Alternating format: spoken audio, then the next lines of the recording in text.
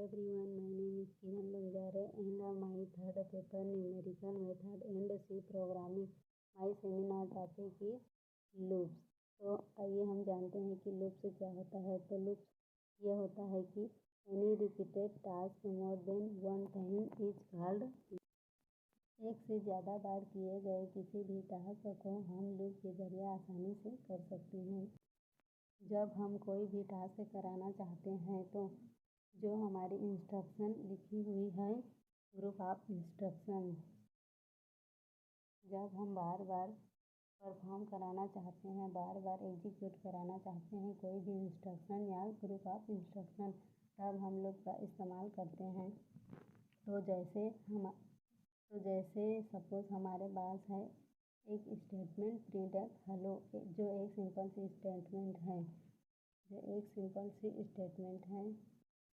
अगर हम इसे 10 टाइम या 100 टाइम्स प्रिंट कराना चाहते हैं तो एक तरह का हमारे पास क्या है कि 10 टाइम्स या 100 टाइम्स जितनी बार हमको इसको प्रिंट कराना चाहते हैं उतनी बार इनको हम लिखेंगे। जो हमारा सी का कंपाइलर 1 बाई 1 एक स्टेटमेंट बढ़ता जाएगा और हेलो जो है प्रिंट होता जाएगा। तो हमारे पास तरीका यह है कि हम क्या करेंगे, लूप कंट्रोल स्ट्रक्चर जो 3 टाइप के होते हैं। फर्स्ट है while loop, second for loop, उसके बाद डू वाइल लूप, जो कोई सा भी हम ले सकते हैं। तो हम क्या करें, इस स्टेटमेंट को एक बार लिखें और यहाँ पे कोई भी लूप कंट्रोल स्ट्रक्चर लगा दें। तो हमें समझ में आया कि जब हमें कोई इंस्ट्रक्शन बार बार एग्जीक्यूट करवाना है, ऐसी बहुत सारी हम प्रोग्रामिंग करते हैं जिसमें हमें एक ही टास्क जो कई बार परफॉर्म करना होता है, तब हमें लूप कंट्रोल स्ट्रक्चर का यूज करते हैं। ये 3 टाइप के होते हैं। फर्स्ट है वाइल लूप। वाइल लूप का सिंटेक्स हम देखते हैं। तो जनरली हम जो इंक्रीमेंट काउंटर का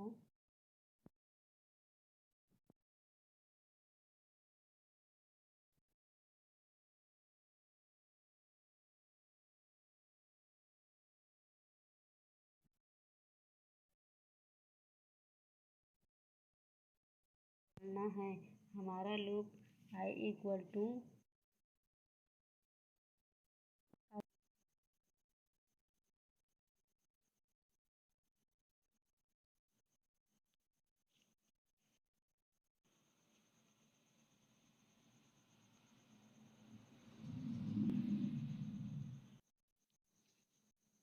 एक कंडीशनल ऑपरेटर का यूज करके हम यहाँ पे टेस्ट कंडीशनल दे सकते हैं। उसके बाद जो परफॉर्म कराना है ग्रुप ऑफ इंस्ट्रक्शंस, वो हम करली ब्रैकेट के अंदर लिखेंगे। ग्रुप ऑफ इंस्ट्रक्शन जो कि स्टेटमेंट है, और जो हमारा इंक्रीज होने वाला है काउंटर की वैल्यू आई की, जो i+1 करेंगे, या इसको कंपाउंड स्टेटमेंट में i++ लिखेंगे। i++ इस तरीके से लिख सकते हैं। तो जो भी इंक्रीमेंट काउंटर करना है वो सब करली ब्रैकेट के अंदर हो जाएगा, यानी कि वो सब हमें करली ब्रैकेट के अंदर ही करना पड़ेगा। ये है ओपन करली ब्रैकेट और ये है क्लोज ब्रैकेट करली ब्रैकेट। सबसे पहले इनिशियलाइज काउंटर होगा, उसके बाद वाइल, फिर टेक्स्ट कंडीशन, उसके बाद ग्रुप ऑफ इंस्ट्रक्शन जो भी हमारा स्टेटमेंट डू दिस, उसके बाद इंक्रीमेंट काउंटर, उसके बाद i इक्वल टू i+1, और कंपाउंड स्टेटमेंट में हम इसे i++ भी लिख सकते हैं, जो कि हमारा ये वाइल लूप का सिंटेक्स है। अब हम वाइल लूप का एग्जांपल देखते हैं, 10 रेडियस। तो एक ऐसे वर्क करेगा, सपोज हम एक एग्जांपल देखते हैं। सपोज हमें 10 रेडियस के लिए 10 सर्कल की जो है एरिया ऑफ सर्कल निकाल के देना है डिफाइंड रेडियस के लिए। तो यहाँ हम प्रोग्रामिंग ऐसे लिखेंगे, यहाँ पे हम रेडियस के लिए वेरिएबल फ्लोट ले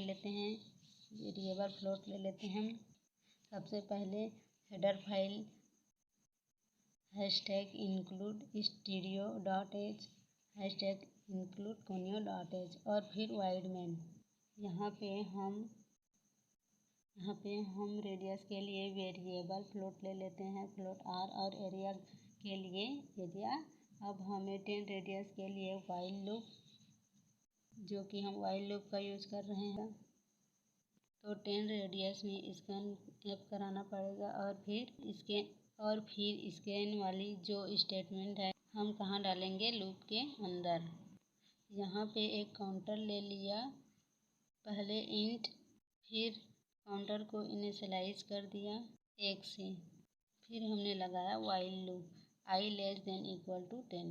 1 से लेकर 10 तक चलाना पड़ेगा, तब 10 हो जाएगा। फिर हम यूज़र को मैसेज देंगे, 10 बार हमें इंटर कराना है, तो प्रिंट एफ इंटर रेडियस, फिर सेमीकोलन। फिर हमने स्कैन करा लिया, scanf percent f and r, फिर सेमीकोलन। फिर हम फार्मूला लेंगे, area equal to 3.14 into r, और हमें 10 टाइम प्रिंट भी कराना पड़ेगा एरिया, तो यही हम इसको प्रिंट भी कराएंगे। लूप के अंदर print f area is equal percent f area, फिर सेमीकोलन। यहाँ पर वेरिएबल क्या है, एरिया को लेकर आना है। और अब हमारा जो आई काउंटर है उसको अपन क्या कर देंगे, इंक्रीमेंट कर देंगे, i equal to i plus 1, फिर सेमीकोलन पर। ये हो गया, और यहाँ पर हम जो भी स्टेटमेंट है वो लिख देंगे, और फिर गेट सी एच, फिर सेमीकोलन। ये करली ब्रैकेट बंद हुआ है वो वाइल लूप का है, और एक करली ब्रैकेट बंद हुआ है वो मेन का है। तो एक ऐसे वर्क करेगा, देख लेते हैं। इसको हमें 10 रेडियस का एरिया निकाल के देना है, मतलब 10 सर्कल के लिए हम रेडियस इंटर कराएंगे, और उसके बाद एरिया भी 10 टाइम्स प्रिंट कराएंगे। फिर इसके लिए भी हमने एक काउंटर लिया है आई इंटीजर टाइप का, और फिर इसको 1 से इनिशियलाइज किया।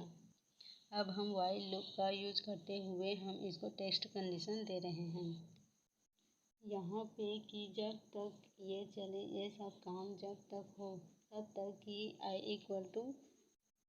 लेस देन इक्वल टू 10 है, तो लूप के अंदर कंट्रोल हो जाएगा हमारा, और फिर यूज़र को मैसेज जाएगा प्रिंट एफ इंटर रेडियस, और फिर स्कैन ऐप से हम उसको मेमोरी में ले लिया रेडियस को। उसके बाद हम फार्मूला लगाएंगे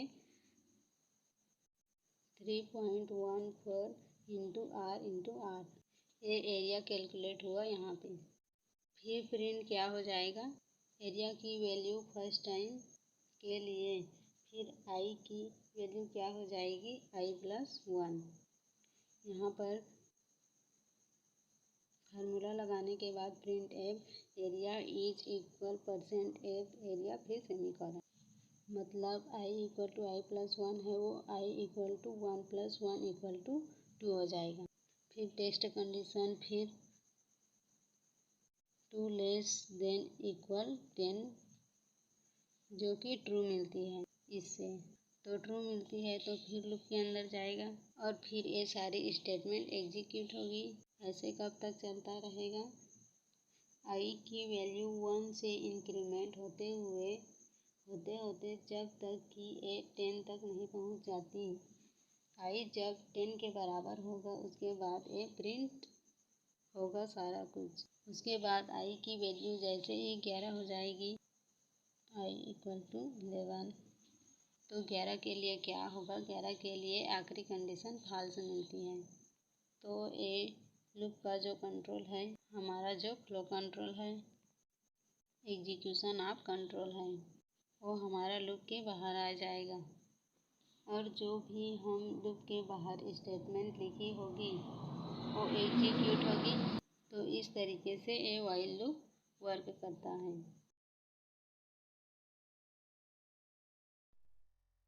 अब हमारा सेकेंड है for loop. A for loop enable use to perform a number of steps together in one line in for loop. अब a loop enable is use to control the loop. For loop है वो n number of steps यानी infinite तक जो भी हम task देंगे वो एक ही लाइन में परफॉर्म करता है। एग्जाम्पल, सपोज आई का वैल्यू हम 0 से लेकर n तक लिख दिए तो वे n number of task execute करा देगा फॉर लूप में। फॉर लूप वेरिएबल कंट्रोल करता है फॉर लूप। अब हम इसका सिंटैक्स देखते हैं। जो भी प्रोग्राम का स्टेटमेंट होता है फॉर लूप उसको सेवेरल टाइम रिपीटेडली उसको एग्जीक्यूट कराता है। तब तक एग्जीक्यूट कराएगा अंटिल ए गिवन कंडीशन रिटर्न्स फॉल्स। तब तक हमारा जो कंडीशन है जो हम फॉर लूप में देंगे सिंटैक्स में डिस्कस करेंगे क्या कंडीशन होगा।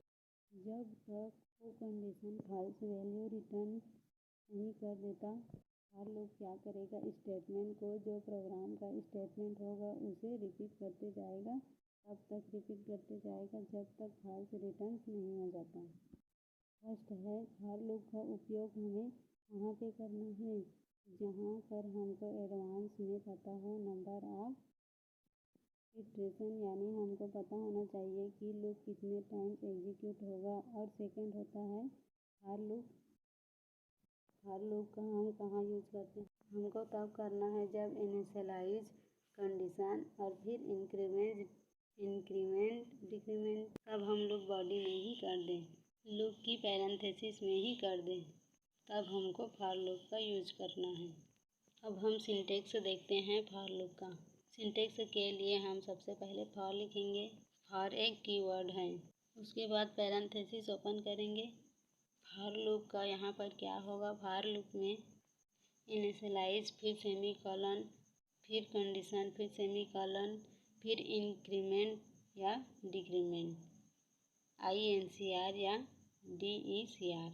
इनिशियलाइजेशन फिर सेमीकोलन कंडीशन, इनिशियलाइजेशन के बाद कंडीशन आएगा, कंडीशन के बाद इंक्रीमेंट या डिक्रीमेंट आएगा जब हम इंक्रीमेंट या डिक्रीमेंट करना चाहते हैं।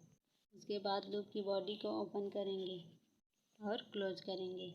यहाँ पर क्या होगा, इनसाइड फॉर लूप बॉडी हमारा स्टेटमेंट होगा प्रोग्राम का, तो हम लिखेंगे स्टेटमेंट फिर सेमीकोलन।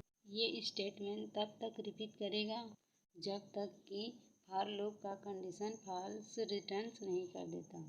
तो ये कैसे काम करेगा, सबसे पहले इनिशियलाइजेशन 1 नंबर पर इनिशियलाइजेशन होगा, फिर सेकंड होगा कंडीशन, ये नंबर 2 पर होगा, फिर थर्ड होगा हमारा स्टेटमेंट एग्जीक्यूशन, ये हमारा थर्ड नंबर पर होगा। उसके बाद स्टेटमेंट जब एग्जीक्यूट हो जाएगा तो फिर इंक्रीमेंट डिक्रीमेंट ये फोर्थ नंबर पर होगा। उसके बाद फिर कंडीशन, पहले होगा इनिशियलाइजेशन के बाद कंडीशन, फिर कंडीशन के बाद स्टेटमेंट एग्जीक्यूट होगा, फिर एग्जीक्यूट के बाद इंक्रीमेंट डिक्रीमेंट, फिर इंक्रीमेंट डिक्रीमेंट के बाद कंडीशन, फिर कंडीशन के बाद स्टेटमेंट, फिर इंक्रीमेंट डिक्रीमेंट, फिर कंडीशन। तो इसी तरह से ये रिपीट होते रहेगा, तब तक रिपीट होते रहेगा जब तक कंडीशन हमारा फॉल्स रिटर्न्स नहीं हो जाता। अगर हमारा कंडीशन फॉल्स हो जाता है तो ये लूप बॉडी के बाहर चला जाता है और जो भी बाहर में स्टेटमेंट होगा वो एग्जीक्यूट हो जाए। तो ये था सिंटैक्स फॉर लूप का। अब हम फॉर लूप का फ्लो चार्ट देखते हैं।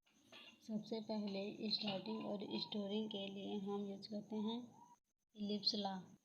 तो स्टार्ट यहाँ पे, फिर उसके बाद क्या होगा, स्टार्ट होने के बाद इनिशियलाइजेशन जो फॉर लूप का पार्ट होता है, इनिशियलाइजेशन इन को हम रेक्टेंगल से डिनोट करते हैं।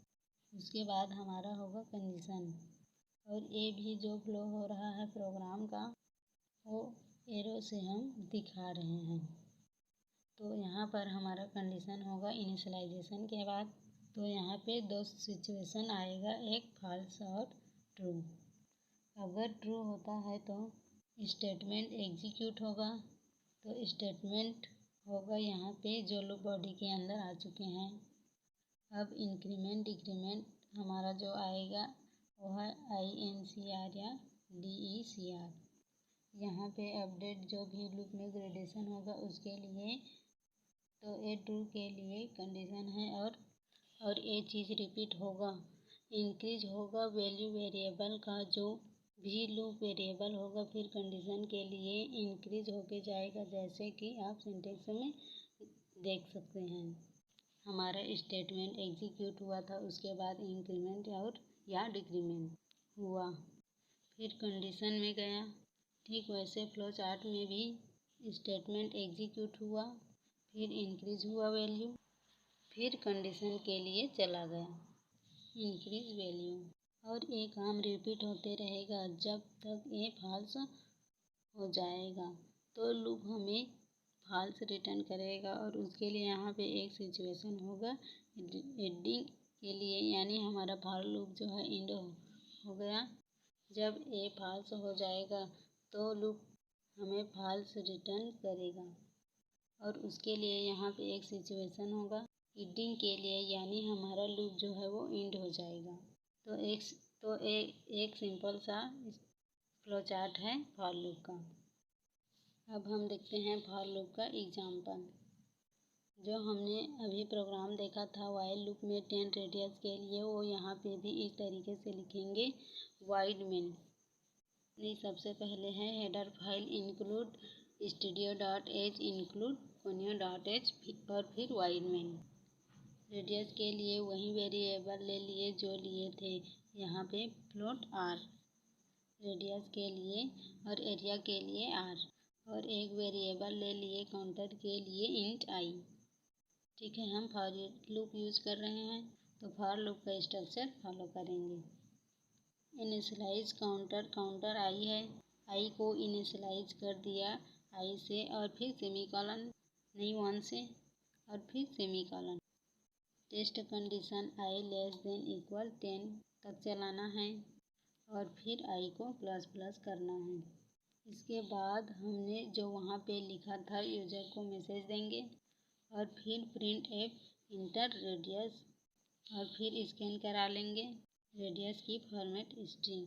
यहाँ पर scanf %f and r, फिर सेमीकोलन। रेडियस की फॉर्मेट स्ट्रिंग, उसके बाद रेडियस का वेरिएबल फार्मूला लगा लिया, area equal to 3.14 into r फिर सेमीकोलन। प्रिंट एफ करा लिया, जो भी आंसर आया हमारा वो प्रिंट एफ के अंदर ही आएगा, और फिर गेट ch फिर semicolon. Print f area is %f area फिर सेमीकोलन, और फिर गेट ch फिर सेमीकोलन। जो भी आंसर आया हमारा। सर्कल ऑफ 10 रेडियस का। थर्ड है do while loop. Do while loop more like while loop except that it tests the condition at the end of the loop body. Do while loop also known as exit control loop। यानी हमारा do while loop जो है वो बहुत हद तक while loop के जैसा होता है। ये अपने कंडीशन को लूप बॉडी के बाद एग्जीक्यूट करता है, यानी ये कंडीशन टेस्ट करता है in the of loop body, और हमारा वाइल लूप कंडीशन चेक करता है पहले, और a in of loop body condition test करता है, और do while loop exit control loop है। अब हम इसका सिंटेक्स देखते हैं। तो डू वाइल लूप का सिंटेक्स है इनिशियलाइज काउंटर, फिर सेमीकोलन, फिर do this otherwise statement, do this फिर इंक्रीमेंट काउंटर, फिर वाइल, फिर टेस्ट कंडीशन। वाइल लूप में पहले टेस्ट कंडीशन होता था, लेकिन डू वाइल लूप में पहले एग्जीक्यूट होगा, उसके बाद टेस्ट कंडीशन होगा। स्टेटमेंट एग्जीक्यूट होगा, उसके बाद टेस्ट कंडीशन होगा। वाइल लूप में टेस्ट कंडीशन ऊपर था, लेकिन डू वाइल लूप में टेस्ट कंडीशन नीचे है। डू फिर open curly bracket do this, फिर इंक्रीमेंट काउंटर, फिर क्लोज करली ब्रैकेट, फिर वाइल टेस्ट कंडीशन, फिर सेमीकोलन। ये हमारा डू वाइल लूप का सिंटेक्स है। तो ये कैसे काम करेगा, ये इसमें बस इसका स्ट्रक्चर अलग है, काम करने का तरीका वैसे है जैसे वाइल लूप का होता है। यहाँ पे हमने यहाँ पर हमने डिक्लेयर किया आई काउंटर। अब हम इसका एग्जाम्पल देखते हैं। 10 radius hashtag include studio dot h hashtag include conio dot h और फिर वाइड मेन फिर ओपन करली ब्रैकेट। यहाँ पर हमने डिक्लेयर किया आई काउंटर। आई यहाँ पे इनिशियलाइज होगा 1 से। टेस्ट होगा पहले आई की इनिशियलाइज होगा 1 से। टेस्ट होगा पहले आई की वैल्यू आई लेस देन इक्वल 10 जो ट्रू मिलता है तो हमारा जो फ्लो कंट्रोल है वो अंदर चला जाएगा लूप के, और जो भी हमने लिख के रखा है उसी हिसाब से हमारा इंस्ट्रक्शन एग्जीक्यूट हो जाएंगे। उसके बाद आई की वैल्यू क्या हो जाएगी, ट्रू हो जाएगी। और फिर आई की वैल्यू ट्रू हो जाने के बाद क्या होगा, फिर टेस्ट होगा 2 लेस देन इक्वल 10 होता है, फिर से एग्जीक्यूट होगा।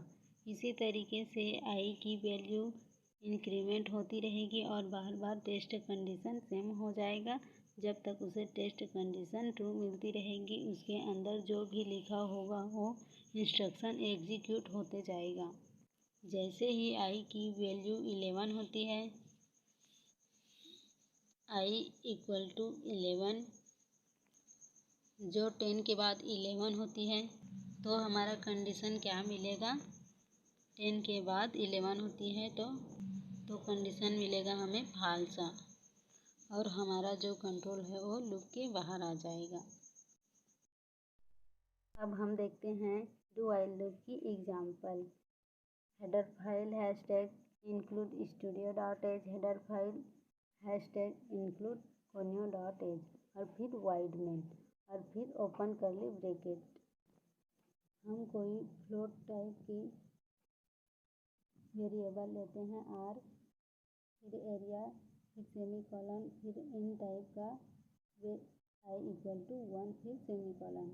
तो यहाँ पे हम क्या कर रहे हैं, डू व्हाइल लूप का यूज कर रहे हैं। यहाँ पे ये कैसे चलेगा हम देख लेते हैं।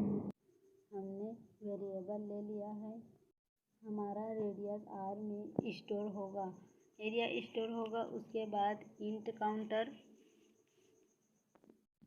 काउंटर वेरिएबल बनाया है